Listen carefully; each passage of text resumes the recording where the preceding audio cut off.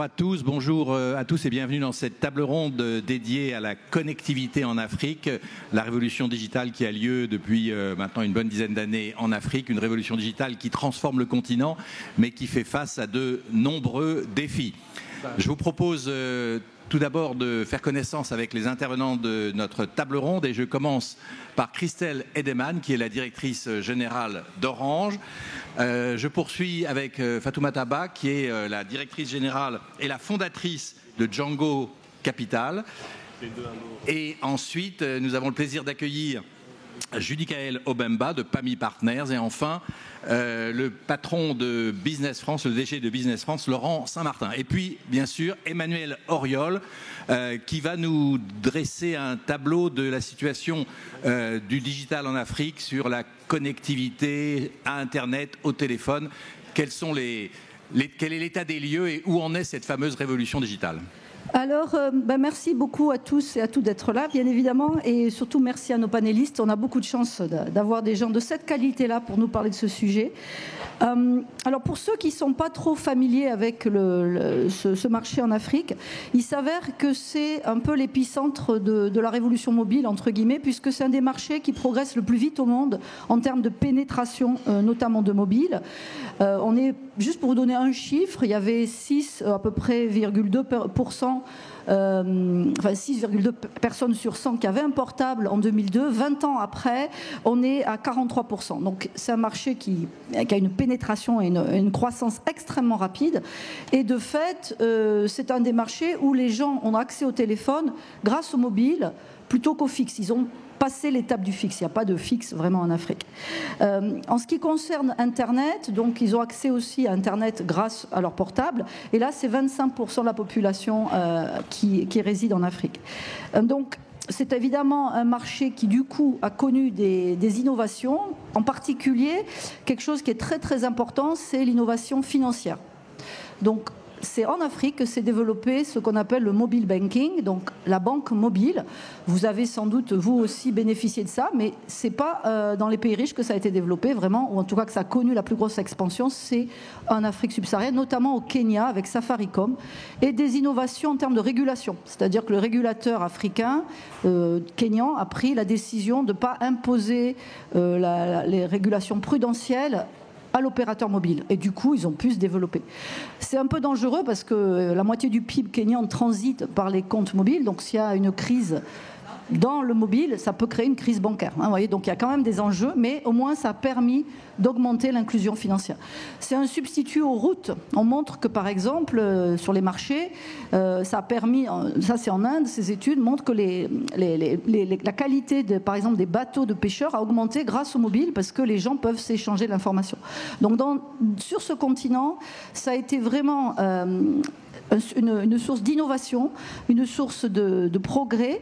Et du coup, on va écouter avec beaucoup d'intérêt nos participants parce que c'est tout un peu le paradoxe, avec bien des contraintes, notamment le manque d'électricité, le manque d'infrastructures. Mais le mobile, c'est vraiment quelque chose qui fonctionne bien et qui permet à l'Afrique subsaharienne donc, d'avoir une croissance beaucoup plus forte que ce qu'elle n'aurait sans cette innovation. Merci Emmanuel. Alors, première intervenante, Christelle Edeman, vous êtes la patronne d'Orange. Et Orange, évidemment, tout le monde connaît en France, mais en Afrique, c'est aussi l'un des opérateurs télécoms les plus importants et parfois dominants dans certains pays d'Afrique. D'abord, est-ce que vous pouvez vous présenter en 2 mots et nous dire quel est l'enjeu de cette révolution digitale pour Orange ? Alors c'est vrai qu'Orange en Afrique, on est présent dans 18 pays. L'Afrique pour nous c'est 7 milliards de chiffre d'affaires. C'est des territoires de croissance puisqu'en 2023 on a un chiffre d'affaires qui était en croissance de plus de 10%. Là où en Europe, on est plutôt dans des marchés stables. Et pour nous, l'Afrique, on investit tous les ans 1 milliard dans les réseaux en Afrique. Et vous l'avez dit, pour nous, l'Afrique, c'est quoi ? C'est le territoire de croissance parce qu'il y a encore 500 millions d'Africains qui ne sont pas connectés à Internet. Et là où il y avait effectivement 17 millions d'Africains connectés à Internet en 2005, on est à aujourd'hui un peu moins de 500 millions sur le continent. Mais on estime qu'en 2030, donc 2030 c'est demain, ce sera 1 milliard d'Africains qui auront un smartphone. Donc c'est un vrai territoire de croissance. Et effectivement, Orange Money est une application très utilisée. C'est-à-dire que en Afrique, on a Orange Money. Les Africains ne sont pas forcément bancarisés, mais ils utilisent le mobile pour payer. Et souvent, dans les villages, on amène le téléphone mobile avant qu'il y ait de l'électricité. 7 milliards, vous avez dit en Afrique. 7 milliards de chiffre d'affaires oui. Sur un total de plus de 40 milliards pour le groupe. Donc l'Afrique, ça représente quoi en pourcentage sur L'Afrique, pour nous, c'est un peu moins de 20% du chiffre d'affaires, mais c'est, une fois de plus, en croissance de plus de 10% tous les ans, là où le reste du groupe, malheureusement, l'Europe est un marché de très faible croissance dans les télécoms. Alors c'est très important, vous avez dit les Africains en fait sont en avance sur les Européens en termes d'utilisation et d'usage des téléphones portables. Il y a Orange, le téléphone, il y a Orange Money pour les transferts financiers. En quoi la révolution digitale vous a affecté ou comment vous l'avez-vous accompagné ? C'est vrai que le mobile, en fait, grâce au mobile, on fait tout. Alors l'Afrique n'est pas le seul, hein. Vous allez en Chine, c'est la même chose, c'est-à-dire qu'il n'y a pas de carte de crédit, tout passe par le mobile, mais c'est vrai que dans certains cas, et vous l'avez dit, c'est de l'inclusion financière grâce au mobile. On investit beaucoup aussi sur l'inclusion grâce au numérique. On a des Orange Digital Center dans tous les pays où on opère, parce qu'effectivement l'éducation, la connectivité, on en est convaincu chez Orange, et donc on travaille beaucoup, on travaille avec des associations, on travaille avec des universités localement, et donc grâce au numérique, finalement, on apporte, alors grâce au mobile, hein, mais le mobile, effectivement, ça permet à des pêcheurs d'échanger, ça permet, voilà, tous les métiers, on va dire, à des petits commerces, et puis ensuite, on a des petites solutions de microcrédit, on travaille beaucoup, et puis on a lancé en Afrique une super app, parce qu'une fois qu'on a la brique de paiement, qui est souvent la brique qui manque à des acteurs pour se développer économiquement. Donc on a des solutions Orange Énergie, puisqu'en fait, pour pouvoir amener des investisseurs pour investir dans les solutions d'énergie, il faut pouvoir aller se faire payer par les consommateurs. Et donc cette brique de paiement mobile, elle est clé, elle est au cœur de l'économie et du développement dans les différents pays où on opère. Et donc on teste beaucoup de choses autour de l'énergie, autour de l'agriculture. Et puis on a lancé une super app parce qu'on voit bien que dans le monde du numérique, il y a beaucoup d'acteurs, je suis sûre qu'on va parler de plein d'innovations ici, qui grâce à cette application, en fait, que ce soit dans les contenus, que ce soit dans l'entertainment bien sûr, dans les médias, dans les news, on peut imaginer qu'il y a besoin, et c'est vrai qu'en Afrique, on n'a pas l'Internet qu'on a connu finalement, qui est arrivé des États-Unis et qu'on a développé. Il n'y a pas les géants de la tech américaine sont beaucoup moins présents en Afrique, alors où ils investissent mais dans quelques grands pays africains, mais dans certains pays, nous avons cette opportunité et donc on y travaille beaucoup, toujours dans des écosystèmes locaux, bien sûr. Merci. Alors Fatoumata Ba, merci de vous présenter. Django Capital, qu'est-ce que c'est et quel est pour vous le défi numéro 1 ?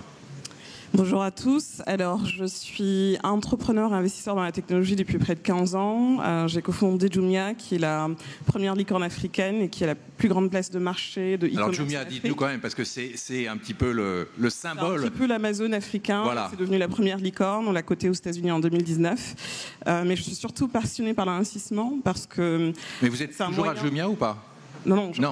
On a coté la société aux États-Unis en 2019 et je suis sortie pour. Et Jumia reste la première plateforme de e-commerce dans les pays d'implantation, par exemple au Nigeria, en Égypte, en Côte d'Ivoire, au Sénégal, en Tunisie. D'accord. Tout à fait. Il y a peut-être juste l'Égypte où maintenant il y a Amazon qui a racheté Souk, donc c'est un petit peu plus compétitif, on va dire, mais dans tous les autres pays où Jumia est présent, Jumia est numéro 1. Et aujourd'hui, je préside un fonds d'investissement en capital risque qui s'appelle Django. Django, ça veut dire demain ou futur en Peul. Et ce qui m'a motivée, c'est qu'en 2030, comme vous le savez, on sera 2,5 milliards d'Africains, on est 1,3 milliard maintenant, et il faudra trouver des moyens massifs et rapides pour éduquer, employer, nourrir, loger toutes ces centaines de millions d'habitants qui vont arriver. Et pour moi, le premier levier, c'est l'entrepreneuriat. Parce qu'aujourd'hui, on crée 3 millions d'emplois par année en Afrique. On a besoin d'en créer entre 20 et 30 millions. Donc, ce n'est pas le secteur public ni le secteur privé traditionnel qui vont arriver à créer d'autant d'emplois. Sauf que the elephant in the room, l'éléphant dans la pièce, c'est le manque d'accès au financement.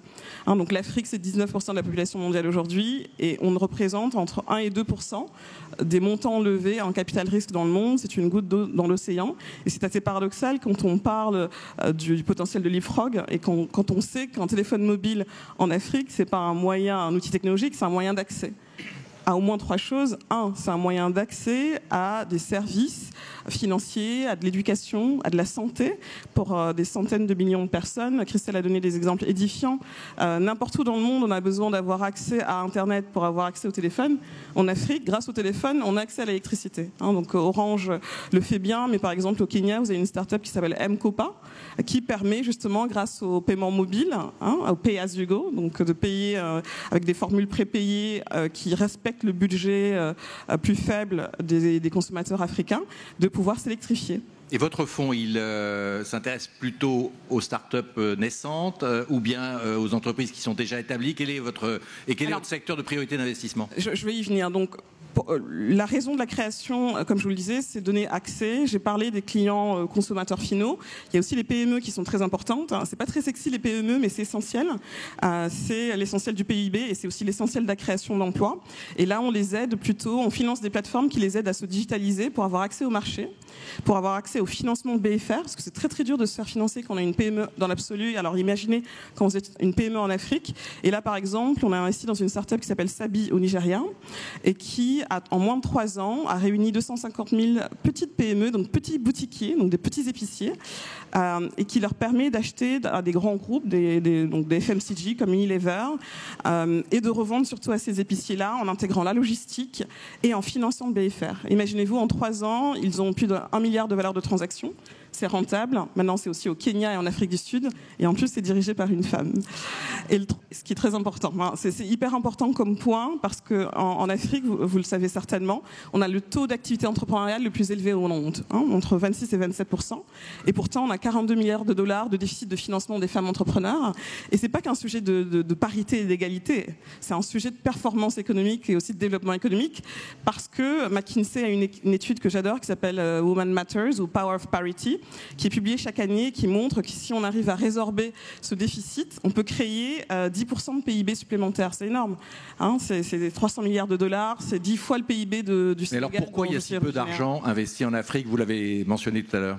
Alors, je vais répondre à cette question. Il y a un troisième défi qui est celui de la création d'emplois, mais je vais y répondre tout de suite. Je pense qu'il y a un sujet déjà de perception du risque.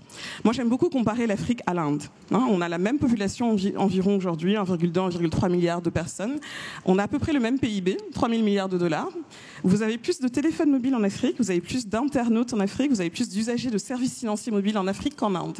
Et pourtant, l'écosystème indien lève entre 8 et 20 fois plus de capital risque en Afrique. Donc il y a un vrai sujet de perception du risque. Et c'est pas que sur le capital risque, c'est sur toutes les classes d'actifs. Quand vous parlez au président de la Banque africaine de développement, il vous rappelle par exemple que l'Afrique a le taux de défaut sur les infrastructures le plus faible au monde. C'est plus faible que l'Europe de l'Ouest, c'est plus faible que l'Asie, que l'Amérique latine. Et pourtant, on se finance à des coûts plus élevés.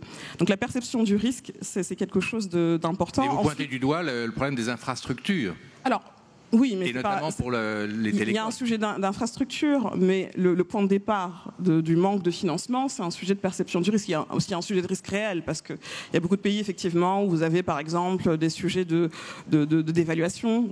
Au Nigeria, en ce moment, ou en Égypte, par exemple, ça peut être compliqué pour certaines startups, mais c'est pas impossible. Par exemple, la startup que je vous indiquais tout à l'heure, Sabi, qui connecte les épiciers d'un côté au consommateur final et de l'autre côté aux grands groupes internationaux de FMCG, quand elle s'est rendue compte que la dévaluation démarrait, elle a innové en créant un produit d'export qui leur permet d'exporter maintenant de l'hibiscus, du beurre de karité et même du lithium pour financer la révolution de la transition énergétique des pays développés. Et donc ça leur permet justement d'être résilients face aux risques de change. Et donc je pense qu'il y a ce miroir en Afrique entre les défis qui sont colossaux mais qui représentent autant d'opportunités, à la fois pour les entrepreneurs, au service du bien commun, mais aussi et surtout pour les investisseurs dont je fais partie. Je pense que dans le sujet de l'investissement, il y a aussi un défi d'acteurs locaux. Vous avez des acteurs internationaux qui investissent insuffisamment encore et qui investissent souvent, on appelle ça le late stage, donc des plus gros tickets, lorsque les entreprises sont déjà rentables, dérisquées et qui sont à l'échelle. Sauf que la partie la plus importante, c'est le démarrage, c'est starting up, parce que vous avez un taux d'échec de 70% les 3 premières années d'une entreprise. Ça, c'est mondial. Et c'est pour ça que nous, on s'est posé la question du modèle très tôt, parce que quand vous voulez investir avec de l'impact, dans la Silicon Valley, le meilleur incubateur s'appelle Y Combinator. Leur taux de succès, c'est 4%. Mais ça suffit parce que ces 4% deviennent des licornes extraordinaires que vous connaissez, comme Airbnb, etc. Et ça permet de donner les retours financiers pour compenser leurs investisseurs. Sauf qu'en Afrique, on ne peut pas vivre avec un taux d'attrition. Il y a combien de licornes aujourd'hui en Afrique? Vous en avez une douzaine. Une douzaine seulement, vous vous rendez compte? Oui. Une douzaine, essentiellement dans les services financiers d'ailleurs. Oui. Vous avez aussi vous avez qui était la première dans le retail. Vous en avez dans l'éducation, Get Smarter qui a été vendu à To You aux États-Unis. Vous en avez, vous en avez même dans la logistique, dans la santé. Vous avez Zipline qui a démarré au Rwanda. Mais c'est d'abord une question de financement, c'est pas une question de talent. Et c'est pour ça que ce financement d'ailleurs, et je vais finir sur ça peut-être, il est très il n'est pas équitablement réparti. Donc vous avez un premier défi. Donc vous avez 80% de ce financement qui va dans 4 pays, Nigeria, Égypte, Kenya, Afrique du Sud.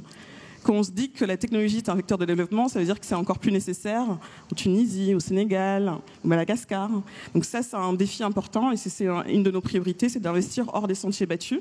Et aujourd'hui, par exemple, la moitié de notre portefeuille est francophone, ce qui est très rare. En général, vous avez, l'année dernière, c'était 8% des startups francophones qui arrivent à lever de l'argent et 5 ans en arrière, c'était moins de 3%. La deuxième disparité, c'est vraiment les secteurs. Quand vous levez de l'argent justement pour l'accès aux services financiers ou l'énergie, c'est beaucoup plus facile de trouver des capitaux que si vous levez pour la santé, l'éducation, les industries culturelles et créatives, alors que c'est tout aussi important pour le développement du continent. Lorsque vous levez de l'argent en early stage, comme je l'ai indiqué, au tout début de votre aventure, c'est plus difficile, parce que l'écosystème du PE, du private equity ou du late stage VC est plus mature, ou alors vous avez des petits réseaux de business angels qui ne sont pas à l'échelle suffisante pour couvrir les besoins de financement. Donc ça, c'est vraiment un défi qui est important.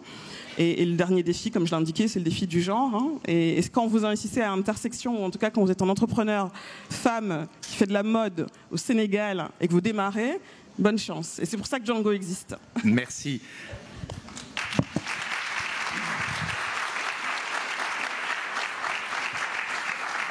Judy Kaelo-Kemba, vous êtes donc la présidente de PAMI Partners. Tout à fait. Quelques mots sur vous et sur votre entreprise. Bonjour à tous, c'est un plaisir d'être parmi vous aujourd'hui. On a une très belle météo, donc c'est agréable.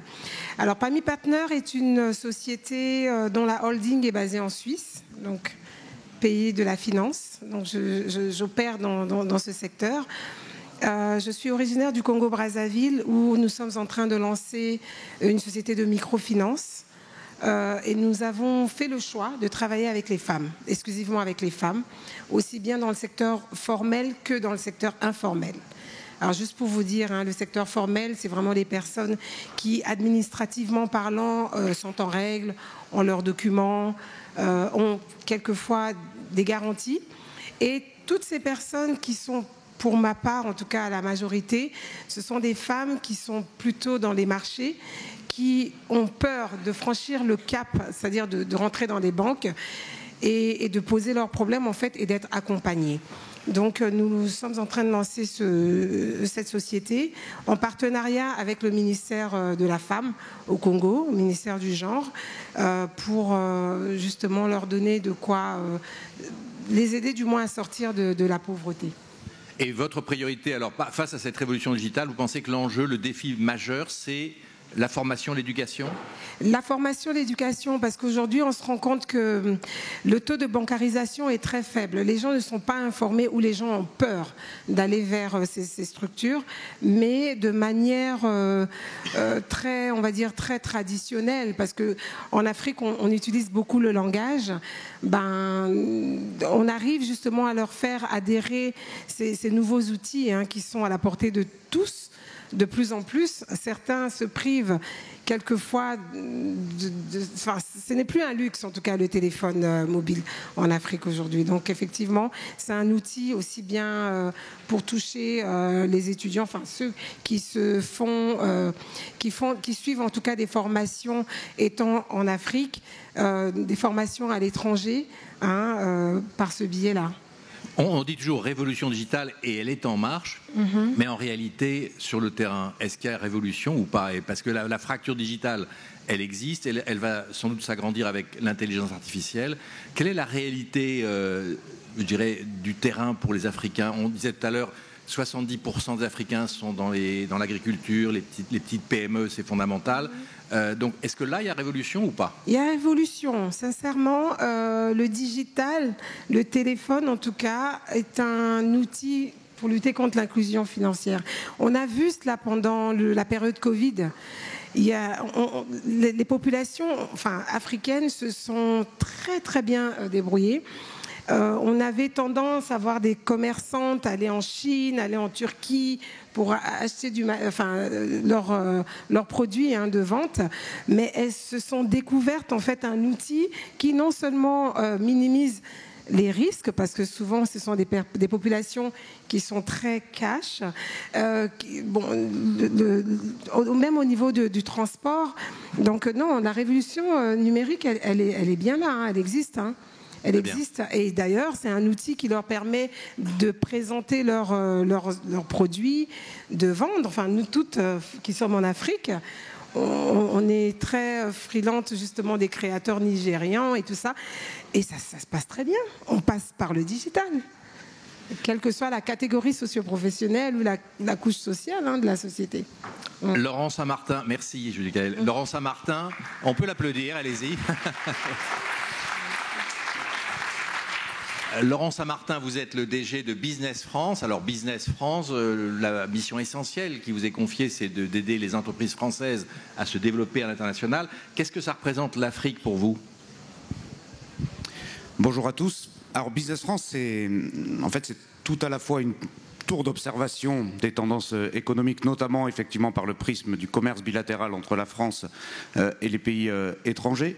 C'est, vous l'avez dit, le soutien à l'export des entreprises françaises, mais c'est aussi, et c'est une mission extrêmement importante, le soutien des entreprises étrangères qui viennent investir en France.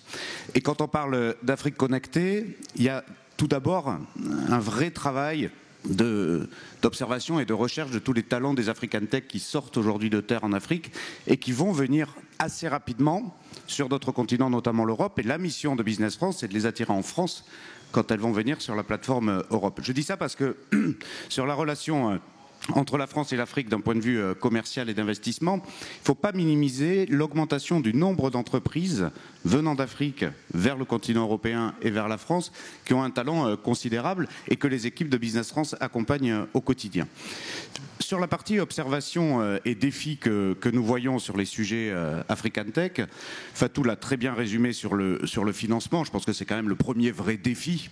Et la question de l'appréhension du risque, je partage tout à fait ce constat-là, parce que si on ne le dépasse pas, on risque de rester, sinon bloqué, mais freiné encore longtemps. Il faut rappeler que c'est seulement 1% du financement du venture qui va vers des startups africaines.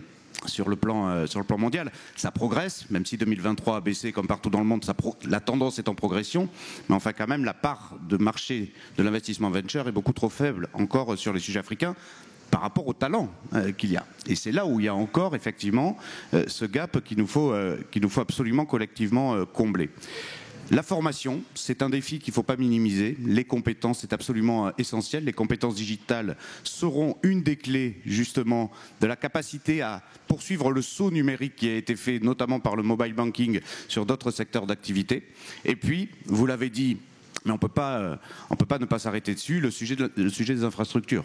Les infrastructures numériques sont là aussi l'alpha et l'oméga de la réussite du continent africain, si on parle d'Afrique connectée. Et là, Business France, pour le coup, est à l'œuvre avec des entreprises françaises et des entreprises africaines pour chercher des coopérations. Un exemple, en avril dernier, on a organisé à Abidjan, avec le comité stratégique de filière Infranum, un séminaire spécifiquement sur les problématiques d'infrastructures numériques avec des entreprises françaises, et évidemment aussi avec des entreprises d'Afrique de l'Ouest. Mais vraiment, j'insiste de ma fenêtre de Business France sur toutes les startups qui existent en Afrique, qui sont sur des applicatifs qui sont utiles aux besoins en Afrique et qui vont très vite être utiles à d'autres besoins dans le monde. Et il n'y a pas que le mobile banking, même si c'est évidemment la figure de proue quand on parle de tech en Afrique. En Tunisie, vous avez une start-up qui s'appelle Cumulus, par exemple, sur le sujet de l'eau, qui va tout de suite avoir des applicatifs dans le monde et qui est absolument remarquable. On a accompagné à Business France une start-up camerounaise, qui est un petit peu l'équivalent de Deezer en France, c'est du streaming musical, qu'on a aidé à venir s'implanter dans la région de Lille, dans le cluster qui s'appelle la Pleine Image, par exemple. Vous avez au Maroc sur la santé connectée, avec la téléconsultation, Dabadoc, par exemple, qui est une très très belle start-up aussi.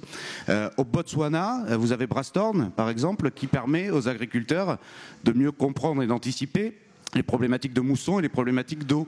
Et donc vous avez, avec des applicatifs extrêmement essentiels et importants à l'économie dans les pays africains, des startups qui sortent là aujourd'hui et qui ont un potentiel mondial très rapide. Mais, encore une fois, si on ne dépasse pas le frein du niveau d'investissement et notamment du capital risque en Afrique, et si on ne change pas assez rapidement de braquet sur la problématique des infrastructures, effectivement, on risque d'avoir ce colloque assez régulièrement avec le même constat.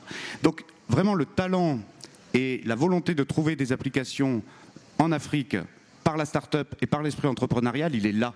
Et nous, on l'observe vraiment de façon remarquable. Et en revanche, pour les entreprises françaises qui viennent collaborer avec les entreprises africaines, ce qui est vraiment frappant ces dernières années, c'est la volonté de co-investissement de part et d'autre. On n'est plus dans l'export comme avant, on est vraiment dans la volonté d'aller chercher des projets ensemble. Un exemple, si vous me le permettez, parce qu'il est, je trouve aussi extrêmement parlant. Il y a quelques mois, à la demande de l'ambassade de France au Sénégal, on a organisé une mission avec des entreprises françaises pour pouvoir aider à créer une agence spatiale au Sénégal, à problématique de lancer les premiers satellites. Ça a été fait avec des entreprises françaises comme Meos, par exemple, qui est une entreprise de la région toulousaine, ou de Blue Water Intelligence, qui est aussi une entreprise de data à côté de Toulouse. Et donc ça, ces missions de coopération sont des choses qu'on ne voyait pas encore il y a quelques années. Donc on parle beaucoup du retrait de la France d'un point de vue économique en Afrique. Il y a aussi des secteurs d'activité de deep tech et de rupture technologique vraiment profonde qui sont en train de s'opérer entre des acteurs africains et des acteurs français qu'il faut savoir saluer. Donc il y a vraiment des très belles coopérations qui sont aussi en train de s'opérer entre entreprises françaises et africaines. Merci beaucoup. On peut l'applaudir aussi.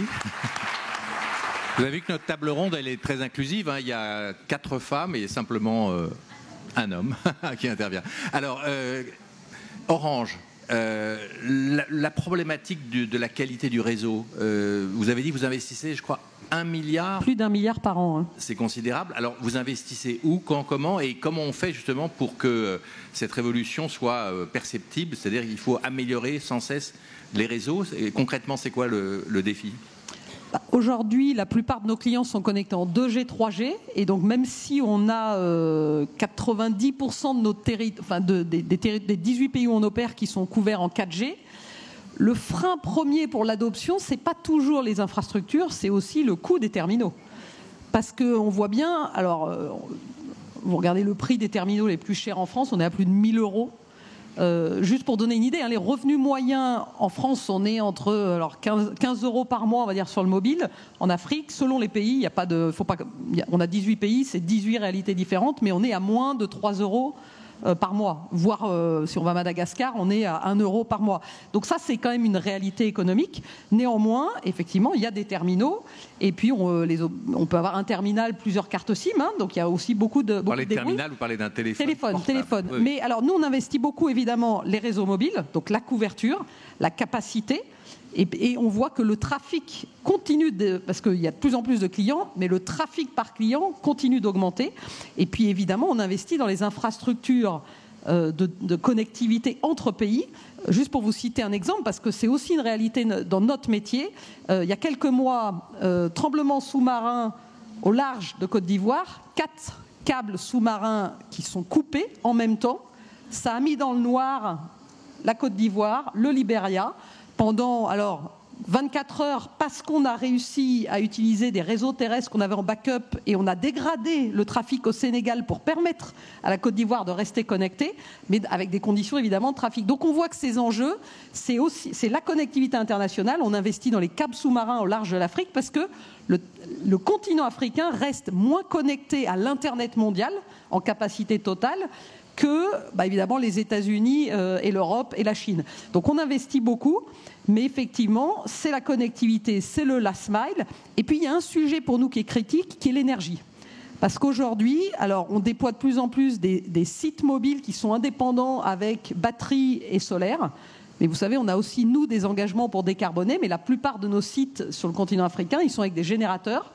Et donc l'enjeu de l'alimentation énergétique, l'enjeu de déploiement de fermes solaires, dans certains pays, il y a des programmes d'énergie renouvelable, mais effectivement, les infrastructures énergétiques sont loin derrière les infrastructures numériques, ce qui est aussi un frein pour nous, et c'est pour ça qu'on travaille sur des solutions innovantes pour utiliser finalement le numérique comme levier pour accélérer aussi le déploiement d'infrastructures énergétiques.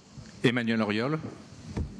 Oui, non, ce que je voulais dire, c'est que ce succès vraiment du digital en Afrique, et c'est pour ça que je rebondis sur ce qui vient d'être dit, il est porté par des entreprises privées. Il n'est pas du tout porté, parce que les infrastructures en Afrique, c'est un souci, il n'y a pas de route, parce que l'État n'y arrive pas, il y a des problèmes de fiscalité, donc il y a beaucoup d'informels, donc peu de taxes. Et cette révolution, elle est vraiment portée par la demande, en fait. Et c'est pour ça que c'est un succès. Je veux dire, les gens ont des portables, les gens consacrent 3 € par mois, mais c'est beaucoup quand même, il ne faut pas croire. Et parce que c'est un substitut à l'absence de route, à l'absence de plein de choses. Ils peuvent transférer. Il y a beaucoup de mobilité en Afrique, notamment d'immigration interne, donc ils peuvent transférer de l'argent. Enfin, c'est beaucoup plus safe que d'avoir du cash sur soi. On se fait. Et donc, alors moi, j'avais une question sur l'inclusion financière, parce que j'étais très frappée par ce que vous nous avez dit, et c'est passionnant. Est-ce que vous utilisez le crédit scoring? Parce que c'est vraiment une façon de donner à des gens, quand on n'a pas de collatéral, mais l'histoire, elle est très utile. Alors, je n'aime pas du tout quand c'est social scoring, mais quand c'est du crédit scoring, je crois vraiment que ça donne la liberté. Alors, dites-nous ce que c'est que le crédit scoring, pour ceux qui ne savent pas. Alors, aux États-Unis, c'est quelque chose qui est très important. Vous pouvez être prix Nobel, et si vous n'avez pas de crédit scoring, si vous n'avez pas donc vous avez un score de votre fiabilité en tant qu'emprunteur. D'accord ? Et ça permet à des gens qui sont immigrés, qui n'ont pas de famille, qui n'ont pas de maison, d'avoir accès au crédit. Donc si vous remboursez régulièrement, quand vous empruntez, si vous remboursez régulièrement vos crédits, vous avez un bon crédit scoring et donc les banques vont vous prêter. Alors réponse de Fatou, est-ce que ça existe aussi? Alors absolument, et en fait ce qui est assez fascinant, c'est que un des défis du crédit scoring, c'est l'absence de data. On parle de gens qui sont dans une économie informelle, de PME qui ne sont pas bancarisées, et donc c'est très compliqué pour une banque, même lorsqu'elle a l'appétit, de pouvoir qualifier leur niveau de risque. Et ce qui est génial grâce à la technologie, je peux prendre l'exemple, tout à l'heure je vous parlais de Sabi, c'est qu'en fait vous avez un historique de vente sur plusieurs mois. Et en plus, comme vous êtes l'intermédiaire, et donc du coup, c'est vous qui récupérez le fruit de leur transaction sur la plateforme et leur reversez en enlevant la commission, vous avez aussi le sujet de la collecte. Donc, parce que la deuxième difficulté, ensuite, quand on finance, c'est le recouvrement. Et donc, en fait, ça donne un modèle de crédit scoring qui permet de financer, et qui permet non seulement de financer sur la balance sheet de la start-up, mais ensuite d'avoir un tiers. Et donc, par exemple, c'est ce qui est assez intéressant, que ce modèle, je l'avais démarré au départ en Côte d'Ivoire en 2014, parce que je voulais lancer une chaîne de valeur de mode en ligne. Parce qu'on vendait des téléphones, c'est très bien des téléphones, etc. Mais on n'avait pas beaucoup d'acteurs locaux qui étaient sur la plateforme. Donc je me suis dit à un moment donné, certains Africains, je vois beaucoup de Pagne, des Pateo, des Yahimi, voilà, des grandes marques, des grands créateurs n'arrivaient pas à aller au-delà des frontières de leur boutique physique dans un pays africain.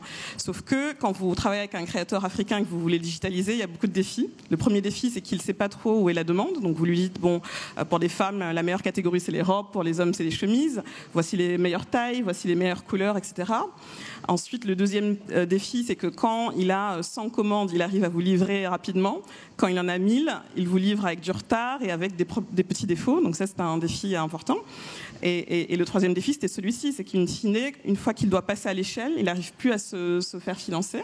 Et donc j'avais, comme on n'avait pas, c'était un pilote, j'avais un peu décalé mon salaire quelques fois pour faire des avances de BFR avec ce crédit scoring qu'on avait, parce qu'on avait déjà des ventes historiques. Et ça a donné lieu à quelque chose qui s'appelait Jumia Lending, qui est l'ancêtre de Jumia Pay. Et maintenant au Kenya d'ailleurs, alors je ne sais plus si c'est toujours d'actualité, mais au moment où j'étais en direction générale, on avait un partenariat avec Branch, qui est un acteur de financement de PME et qui arrivait avec sa balance sheet et qui utilisait ce proxy de credit scoring pour pouvoir financer les PME sur la plateforme. Et c'est exactement ce que fait Sabi aujourd'hui au Nigeria avec Sabi Pay. Et ce qui est absolument fascinant, c'est que ce qui était au départ un défi devient un atout pour eux, parce que SabIPay est quelque chose qu'ils peuvent maintenant financer comme une fintech à part entière, qui est indépendante et qui a un potentiel de développement au moins tout aussi important que leur activité de retail. Donc il faut vraiment avoir cette mentalité de transformer les défis en opportunités. Je voulais aussi revenir sur quelques autres points rapidement. Je rappelle que la salle pourra intervenir, donc si vous avez des questions, n'hésitez pas, après on vous donnera la parole. Je ne suis pas économiste, mais je me passionne quand même sur ces sujets, et il y a une étude de la Banque mondiale qui montre qu'il y a un lien très direct entre le taux de pénétration d'Internet et le développement du PIB. Par exemple, ils ont fait une étude sur 76 pays qui montrait que 10 points d'accès à Internet supplémentaires, c'était 1,4 point de PIB supplémentaire. Donc ça, c'est hyper important. Et c'est pour ça que les efforts sur la digitalisation numérique, sur l'infrastructure numérique sont aussi essentiels. Et tout à l'heure, je vous parlais de l'Inde, en comparaison par rapport au niveau de financement. Mais en Inde, c'est vraiment, je pense, l'exemple le plus intéressant pour nous, parce que quand vous regardez la Silicon Valley ou quand vous regardez le Japon ou la Corée du Sud, bon, on n'a pas les mêmes économies. Quand vous regardez l'Inde, vous vous dites que c'est quand même plus facilement réplicable. Il y a 20 ans, le secteur technologique, c'était 1% de leur PIB. Maintenant, c'est 10%. Donc on a vraiment un moyen et puis une obligation. Est-ce qu'il y a une African Valley comme la Silicon Valley en Afrique? Bien sûr. C'est où? On a beaucoup parlé d'Orange Bank. Moi, j'ai une start-up que je finance qui s'appelle Star News, qui est dans l'application Maxit d'Orange, dont on en est. Mais elle est où l'African Valley? Alors. D'abord, au-delà de dire où est-ce qu'elle est, parce qu'on est 54, il n'y en a pas qu'une. Non, mais justement, il faut quand même qu'on rappelle une chose. Est-ce qu'elle est dans un pays anglophone, un pays francophone? On a beaucoup parlé de paiement mobile. Il faut quand même qu'on rappelle qu'on parle de Silicon Valley, on se dit, enfin en tout cas de technologie, on se dit c'est la Silicon Valley, c'est l'Asie du Sud-Est, c'est Israël. Mais quand même, la Mecque du paiement mobile, c'est l'Afrique. C'est au départ le Kenya avec M-Pesa. Vous avez 50% du PIB du Kenya qui passe par des services financiers mobiles. 93% des Kenyans ont un accès à soit M-Pesa, mais surtout M-Pesa. Alors ils ne l'utilisent pas toujours, mais ils ont un accès. 93%. Enfin, ça n'existe pas. Et donc, et d'ailleurs, c'est marrant, je suis intervenue il y a 6 ans aux rencontres économiques et le Figaro a titré ensuite. C'est grâce à l'Afrique qu'Orange a développé Orange Bank. C'est parce que j'avais dit Christelle à l'époque. Mais en tout cas, c'est le meilleur endroit pour faire du paiement mobile. Et c'est la success story mondiale du paiement mobile. C'est pas ailleurs. Orange Bank, il y a Orange Bank Europe qui était de la banque en ligne et donc on est en train de fermer, puisque s'il y a des clients Orange Bank dans la salle, ils ont dû recevoir une proposition de Hello Bank. Mais par contre, effectivement, le métier en tout cas de paiement, de mobile money, et vous citiez le Kenya, mais effectivement, dans tous nos pays, alors plus on va dans des pays où la bancarisation est élevée, moins c'est utilisé. Mais dans tous nos pays, effectivement, les solutions de paiement mobile sont au cœur de l'économie. Et même pour les startups, je vais vous donner 2 derniers exemples, parce que, encore une fois, d'innovation inversée. J'investis dans une startup au Sénégal qui s'appelle Fleety. Donc, c'est une startup assez basique qui permet, grâce à des solutions d'IoT et un téléphone mobile, de suivre une flotte de transport logistique, quelle qu'elle soit. Donc, elle démarre au Sénégal. En moins de 3 ans, elle est dans 10 autres pays africains. Et puis maintenant, elle est en France. C'est un de ses plus gros marchés. Elle est en partenariat, elle rentre en partenariat avec Stellantis. Et c'est quelque chose d'assez incroyable, parce qu'on a plutôt l'impression que l'Afrique, ou en tout cas que les pays émergents, doivent adapter des modèles des pays développés pour se développer à leur tour, alors que souvent, comme en fait on vit une situation de difficulté, et pour moi l'innovation vient aussi de la frugalité, on a des innovations de rupture qui permettent ensuite de répondre à nos propres défis et qui peuvent s'exporter à travers le monde. Judy Kalekemba, oui. On a parlé tout à l'heure de l'importance du privé par rapport aux États. J'aimerais savoir, cette digitalisation aujourd'hui, comment ça se passe? Est-ce que les États sont leaders? Évidemment, on ne peut pas généraliser puisque c'est un immense continent, mais est-ce qu'on peut donner une sorte de photographie de l'action des États pour que cette révolution fonctionne, notamment dans les administrations? Est-ce qu'il y a une digitalisation des administrations publiques en Afrique? Oui, de plus en plus, parce que les États se rendent bien compte que grâce au digital, ces États arrivent justement à récolter à la source certaines taxes. Il y a une certaine transparence. Et finalement, les recettes sont la collecte d'impôts. La collecte d'impôts. Grâce au téléphone portable. Ce qui fait d'ailleurs en général des opérateurs télécoms les premiers contributeurs fiscaux de tous les pays dans lesquels on opère. Mais nous avons le régulateur, en tout cas au niveau de notre zone, à nous, la zone CEMAC, le régulateur qui a un peu frappé sur la table. Précisez CEMAC pour nos... CEMAC, pardon, excusez-moi. En fait, c'est la zone monétaire en fait, de 6 pays d'Afrique centrale. Donc on utilise le franc francs CFA. Hein.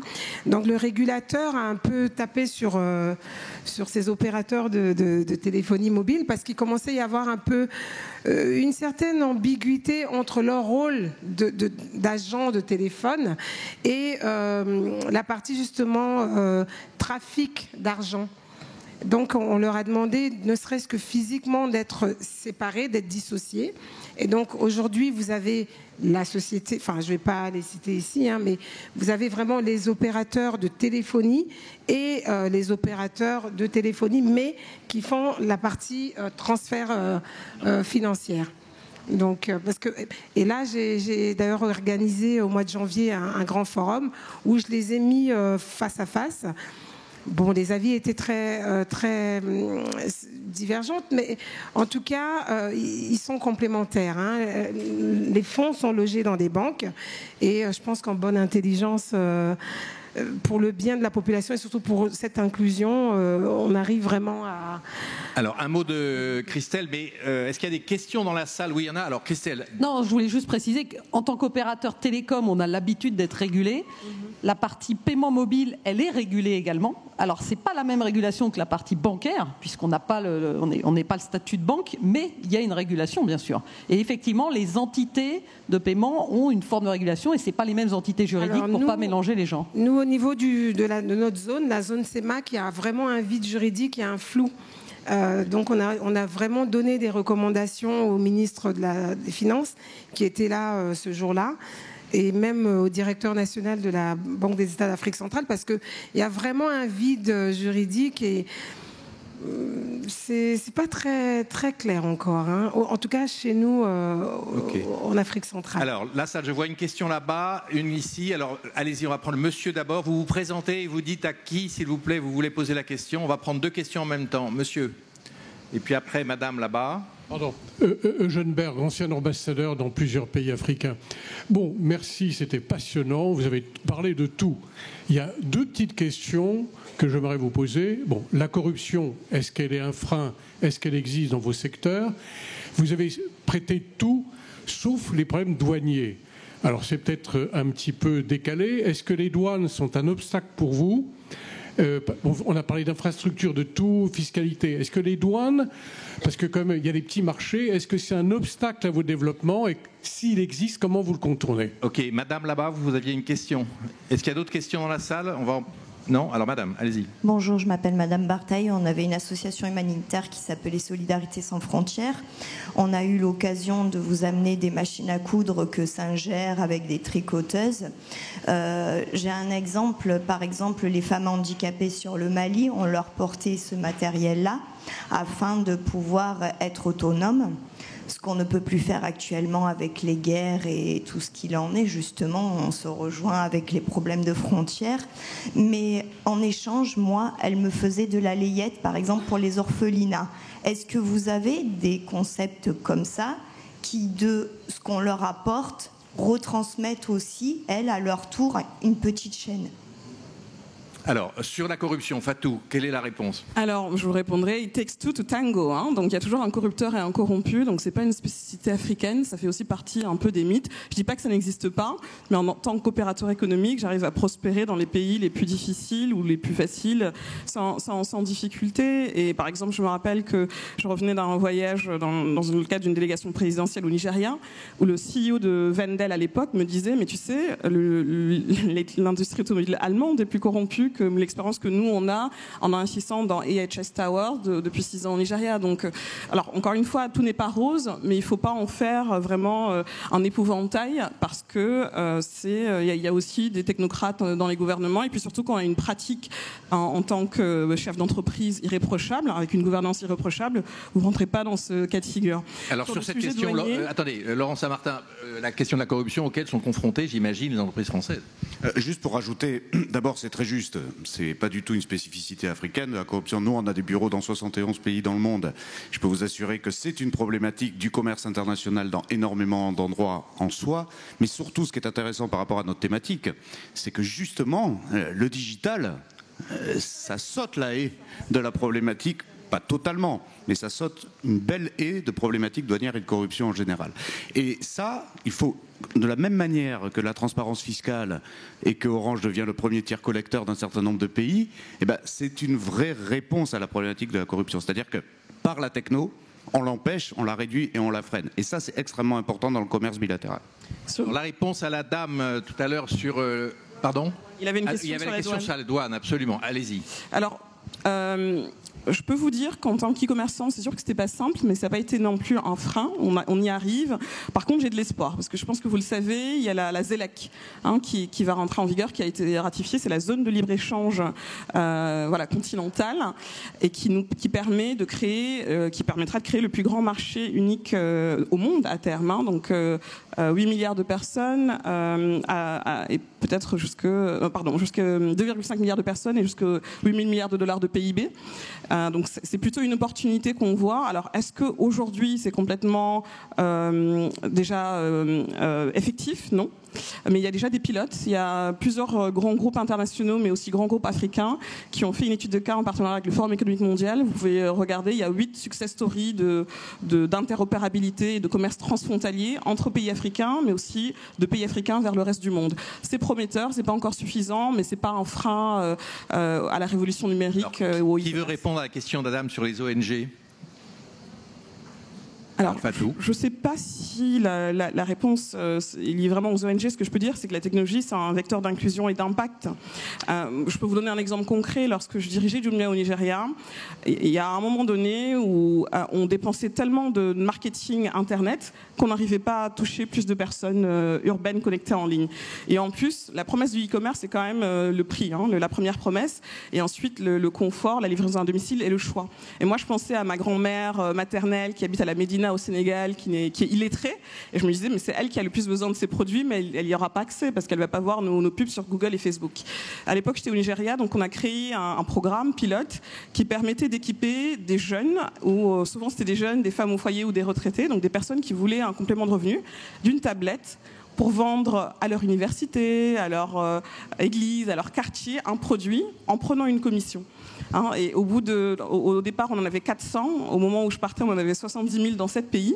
Et elle faisait 2 fois le salaire moyen au Nigeria. Et donc, moi, je crois beaucoup. Alors, les ONG, c'est super, c'est indispensable, mais je crois beaucoup au modèle vertueux où on peut associer ce type d'impact social très concret à une performance économique, à une viabilité économique, parce qu'une ONG, le jour où il n'y a plus de subventions, ça s'arrête. Donc c'est nécessaire, mais ça s'arrête. Et donc quand on arrive à allier les deux modèles, on arrive sur quelque chose de beaucoup plus durable. Emmanuel, et est-ce qu'il y a des questions dans la salle encore? Oui, alors très vite Emmanuel. Oui. Non, il nous reste 5 moi minutes. j'avais une question sur les problèmes de fraude sur Internet. Il y a un rapport de l'OCDE qui montre que 20% des gens sont victimes de fraude sur Internet. C'est très facile.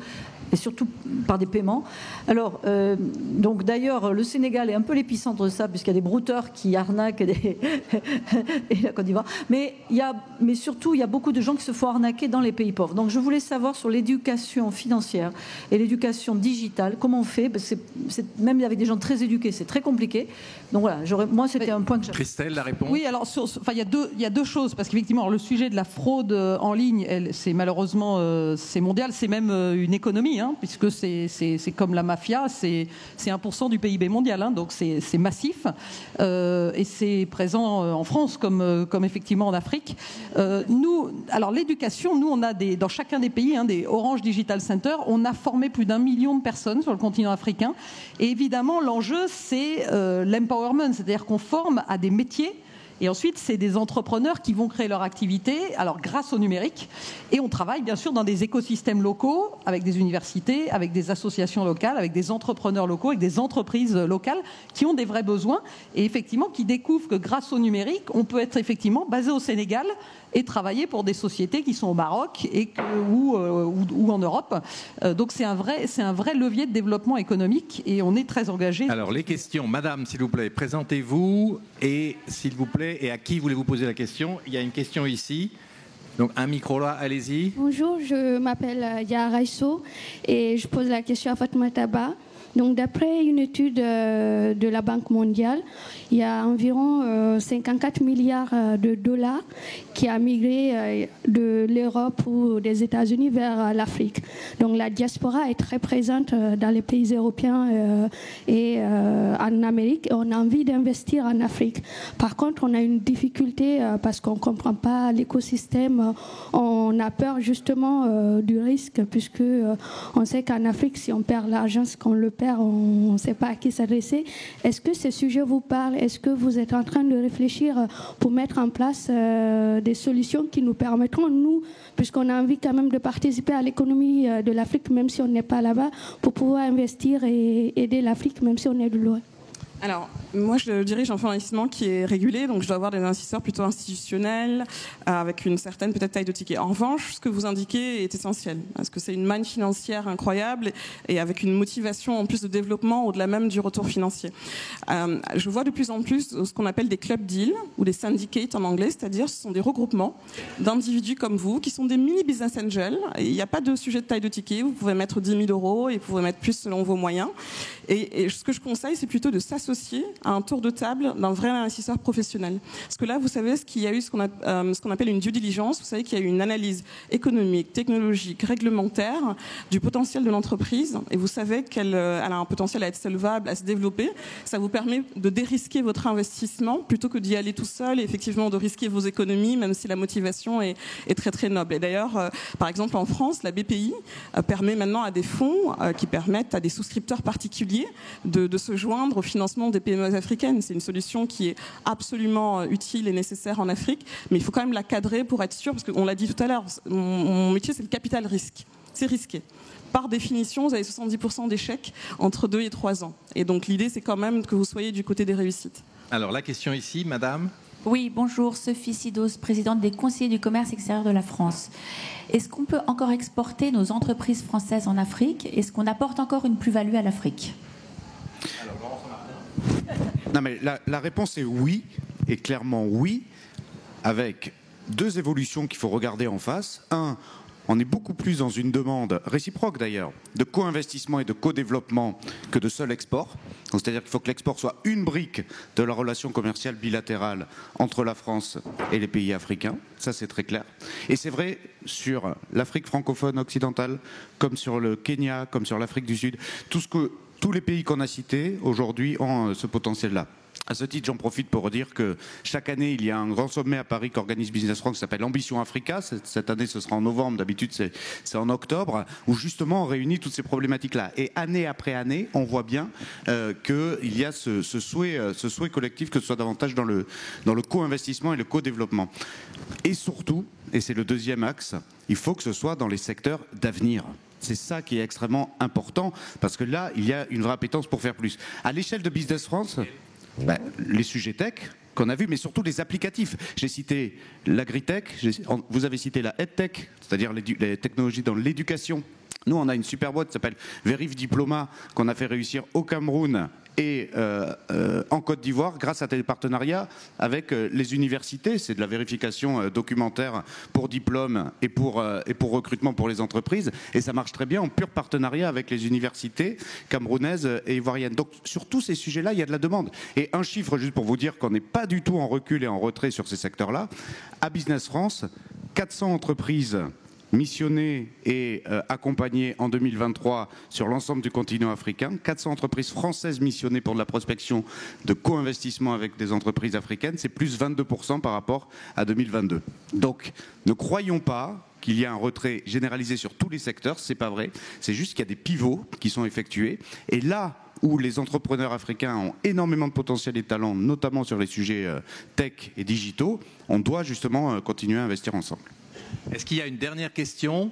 Sinon, je donne le mot de la fin à chaque intervenant. 10 secondes. Christelle, finalement, si on se retrouve l'année prochaine, on va parler de la même chose, comme disait Fatou, ou pas? On continuera. Nous, on pourra dire qu'on a fait progresser la 4G, la 5G, qu'on a amélioré et qu'on a toujours plus de clients, et à la fois sur notre application Maxit et clients d'Orange Money et clients d'Orange, bien sûr. Fatou? Il faut investir en Afrique avec une échelle, un sentiment d'urgence plus important, et il faut investir aussi dans les femmes entrepreneurs en Afrique. Fatou, Judicaël. Oui, alors le numérique en tout cas aide beaucoup à la réduction du taux de chômage. On a une population jeune en Afrique et ce sont des jeunes qui s'adaptent très vite. Et en tout cas, dans mon pays, le Congo, on a créé justement au niveau de l'université des modules spécifiques pour ces nouveaux métiers justement qui sont les métiers de demain. Laurent Saint-Martin, le mot de la fin. Assumer de sauter les haies qui étaient tous nos freins réglementaires et toutes les problématiques qui pouvaient empêcher justement la bonne coopération entre les entreprises françaises et les entreprises africaines. Et puis continuer à relever les défis de l'investissement. Il faut qu'il y ait plus d'investissement, il faut qu'il y ait plus de capital risque, c'est très très clair. Et la clé qui est l'infrastructure digitale. Voilà, merci, on peut les applaudir, c'est passionnant. Et merci à vous d'être venus sur cette table ronde.